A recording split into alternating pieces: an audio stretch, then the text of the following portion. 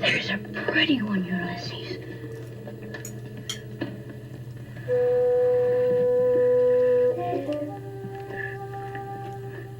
There it is. What a special treat to be here with Kieran from KDBooks. Kieran and I are here to talk about the inaugural winner of the Booker Prize, the 1969 winner of the Booker Prize, P.H. Newby's Something to Answer For, which was published in 1968. And we have both read it, and here we are to talk about it. We have not discussed very much of our reaction in advance. Oh, by the way, my name is Shawn, and I'm Shawn the Book Maniac. Welcome to my channel.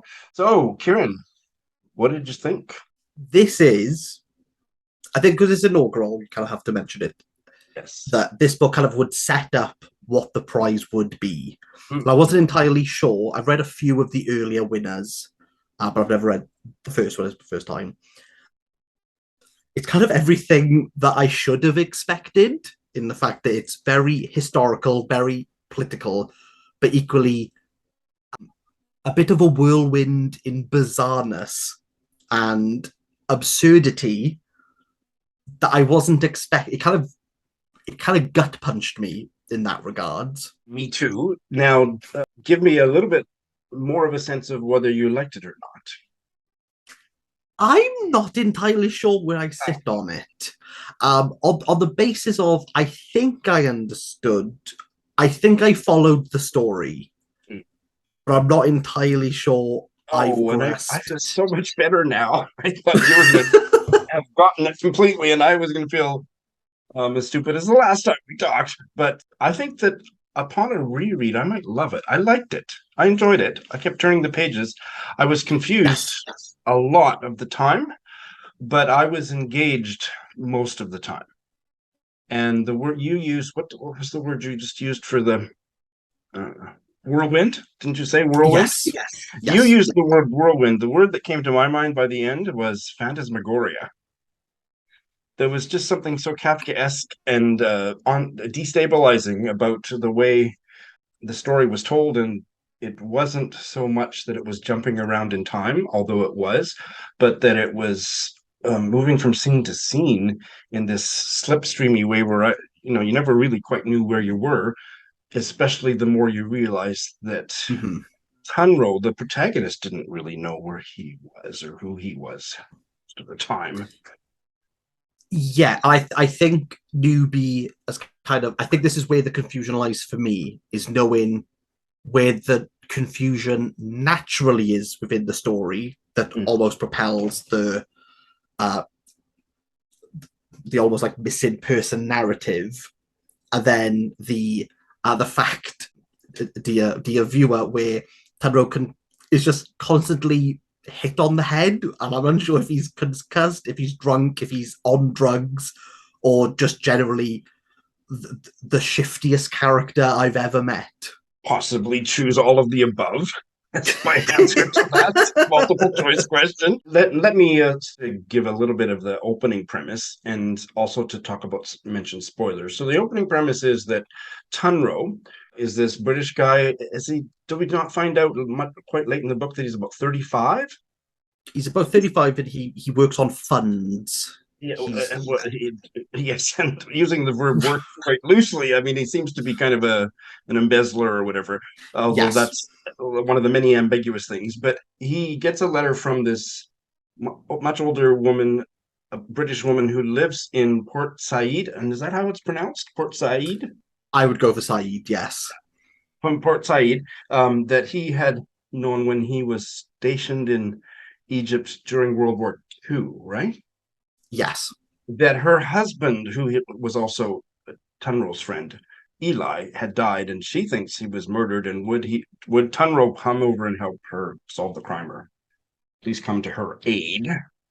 And he gets the idea. We realize from the get-go that he's in kind of a shifty character, as you just alluded to, that he's thinking that he might be able to swindle Mrs. Cowrie, the widow, out of her assets, under the guise of coming to help her out.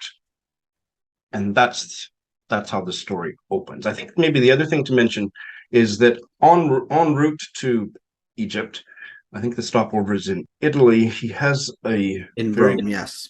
In Rome, a very crucial conversation with a Israeli Israeli journalist. journalist. He's a journalist, isn't he?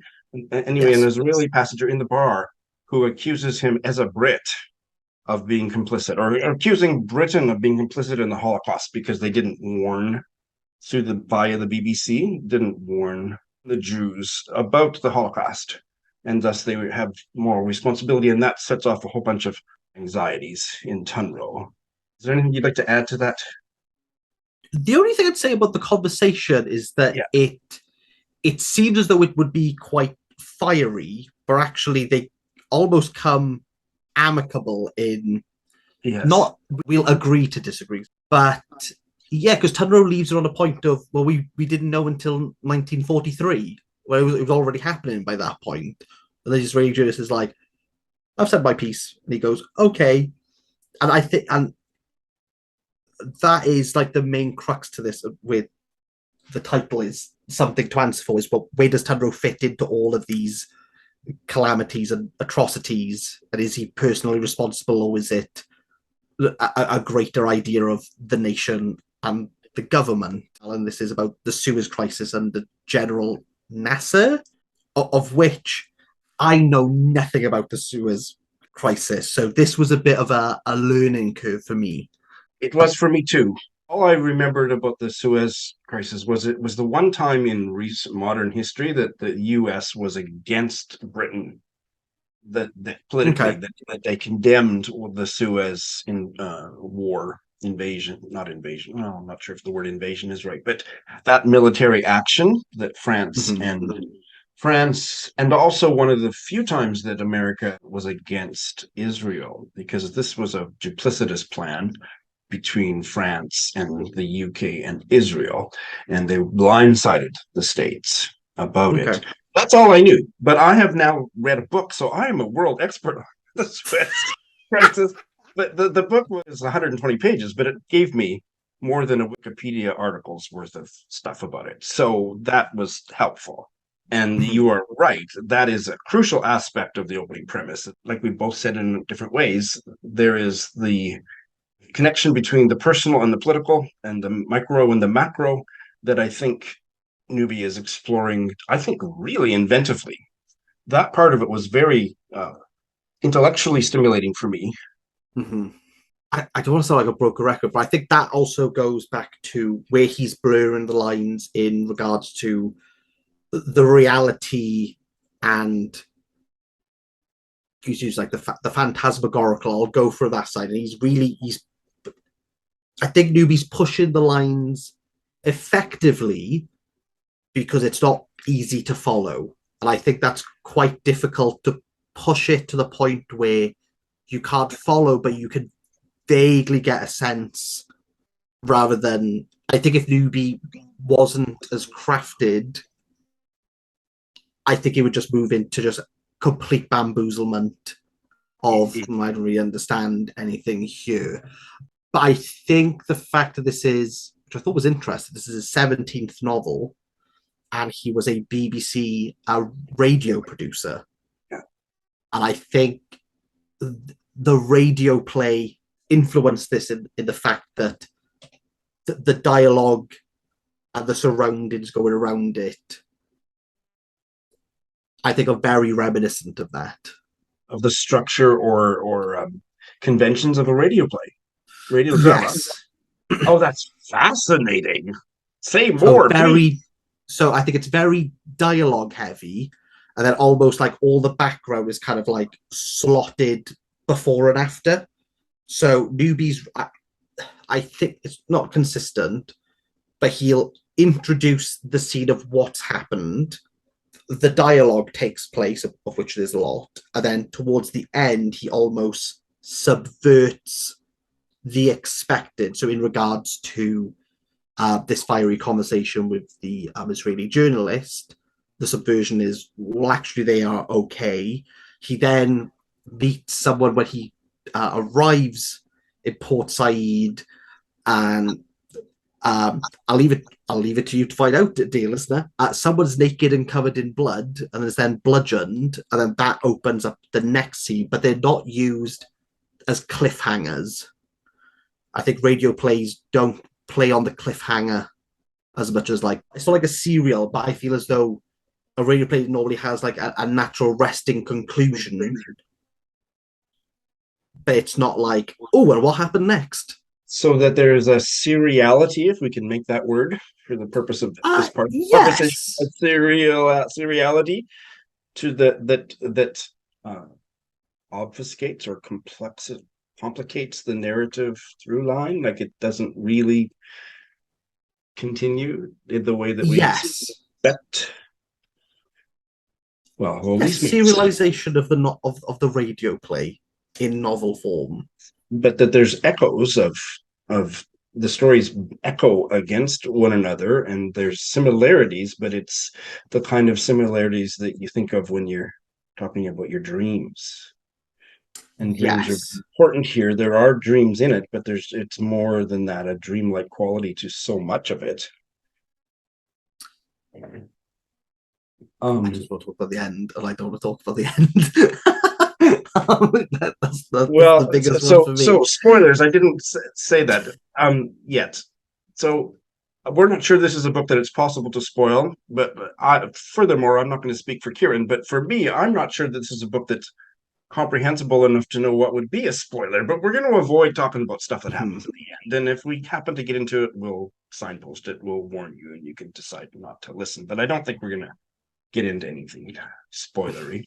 One of the things that fascinated me was the bodies of the characters, especially Tunro's body. I mean, he spent really the entire novel in bad shape physically. He was beat up or whatever happened and stuff, and he was never really got those bandages, never really came off, and he was always falling down or being pushed down or is on the floor of the bar. And there was references to his body that made me think of colonialism, like maybe bottom of page 115. He's in the Greek club. This is where Leah went in to change and she never comes out, but then maybe she did come out.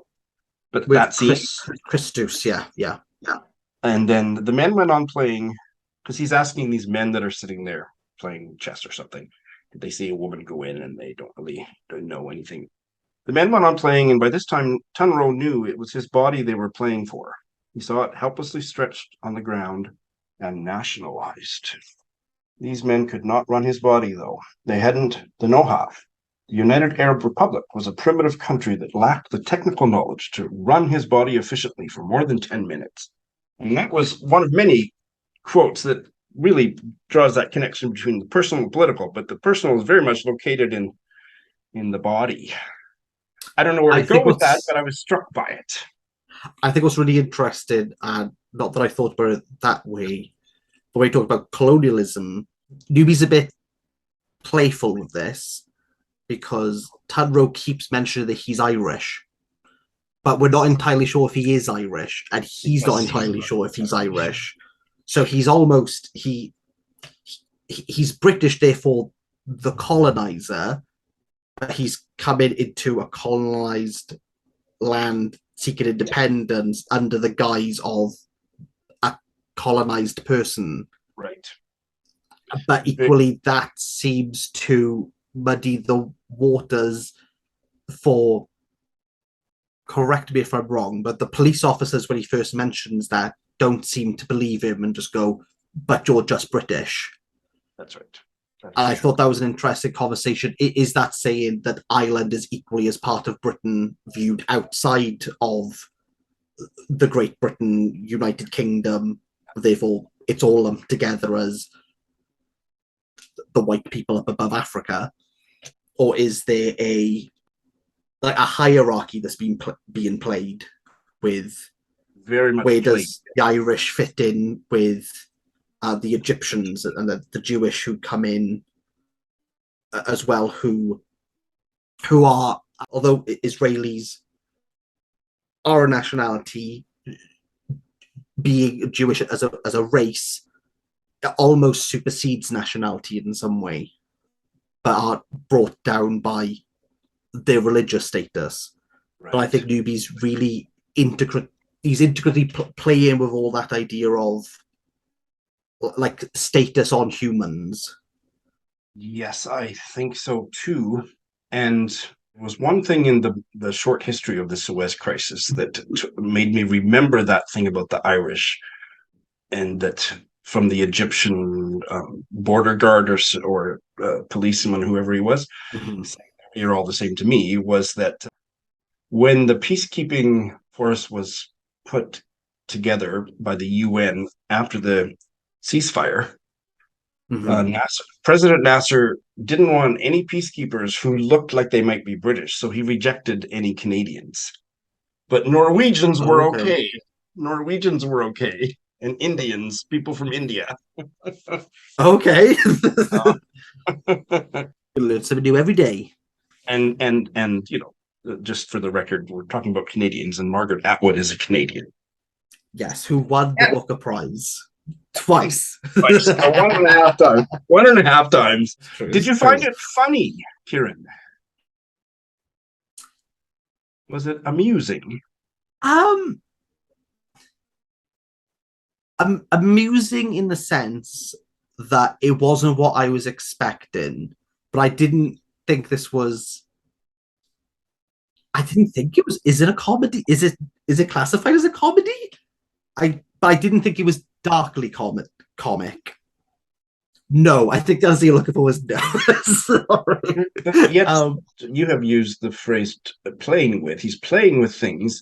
There is a playfulness to it, but I didn't really read it, like you say, as kind of a comic novel, but certainly it was hard to take it completely seriously. And I have a real big trouble here because I could see like Salman Rushdie's might, I don't know, but like some influence from Newby into his writing. And I think there's that. I suppose when I mean play, I mean more so like manipulating. Okay. He's kind of taking these like malleable like structures and then just bending it into what Newby wants to. So I can't say anything negative towards this because I know Rushdie does it in a very similar way. Just for the record, and I didn't mean it in a negative way, but just that, yeah, it was. Oh, right. Right. That's not what I meant, but yes. And this is a good place for a tease because Kieran's doing a full review. So these videos may go up at the same time, but in any case, there'll be a link to Kieran's review in the show notes, where I'm sure he will expound upon this at length. It will be at length, probably. It definitely will be. This is really, and I think it's done by nature based on what happens in the book. I think it's really ambiguous. And I'm not entirely sure what. I don't know where Newby stands on half of the topics he's talking about. I can't tell if he's against the Empire. I can't tell if he's. Which other Booker winners are like, oh, but the Empire was so good. I don't think Newby's doing that. No, I don't think so. But equally, he's not condemning it. He kind of sits in a. It's almost like it is what it is. Like this happened. It is what it is, but this is the micro, the personal consequences in people's lives of all this. Colonialist, macro political, international political stuff. Our identities are all screwed up. Is kind of what I got out of it. Part of what I got out of it. I don't think it's a spoiler to say that as we get to the end of the novel, Tunro seems to want to be a better person. Won't say any more than that. But that there is that impulse. Did you believe him? Did you trust that? Did you think that was authentic? I think he had way too many drinks at that bar afterwards, to be honest. And that camel rider had it out for him. And I think it's similar to James Kelman's Booker winner novel, How Late It Was Late, where it's so like inebriated, and he's almost like a somnambulist. He's kind of just going through the motions. Yep, but he's not I hate using literary terms, but like he's not like a flaneur. He's kind of rubbernecking his way all over the place. I haven't read anything like this. No. Which is good. Which is good. Did you say? Which is good, But equally, I can see why PH Newby isn't. I can't, because he was up against like Iris Murdoch and Muriel Spark, where most people would go, "Oh, I know those people." I can see why people might go, "Who?" It kind of is that book that I think, if not dumbfounds most people, is maybe detrimented by its own ambiguity as it just becomes. Yeah, I think so. I would like to try something else by him. I don't know what else people would recommend, but I enjoyed it to that degree.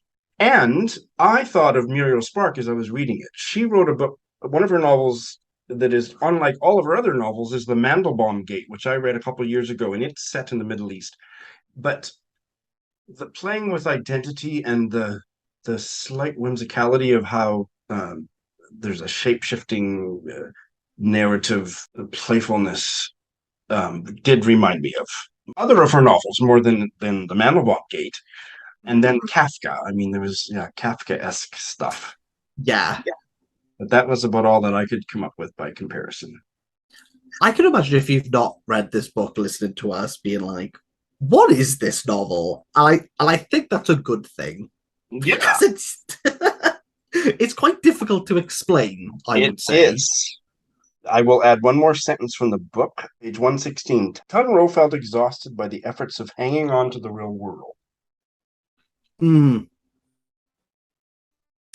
Yes, I would agree with that. I think people should read this. I think if you're interested in the Booker Prize, I think seeing where the footsteps, go back to the origin, I think this is a Booker book. And I think that's good that it's the inaugural. I think what people think of like, what is a Booker book? I think this does the job. And I want to reiterate what I said, because I feel it more strongly now that we've chatted, which is that I liked it. I was never really quite sure where I was when I was reading it, but I liked it. And I think if I reread it, I'm not sure that I ever will, but if I reread it, I think I would like it even more. So I'm going to reread it before my review. Yeah. Just to kind of, because I kind of know where the plot points are now, so I think I can hone in a little bit more. I would love to, even though I don't typically like reading academic art, literary scholarship, I would love to read a few of them, those types of essays about this book, to see what they make of it. I should do that. I should have a look at that. Yeah. Kieran, always great to talk to you. And Margaret Atwood is Canadian. Do you have anything to say in conclusion? Do you know what? I think that is the best place. I think after 2 years, I'm glad that we can agree that Margaret Atwood is a Canadian Booker Prize winner. And happy 2-year anniversary. Chin chin. I got a thing in it, but you're wearing the same blouse. How sweet. I am. Oh.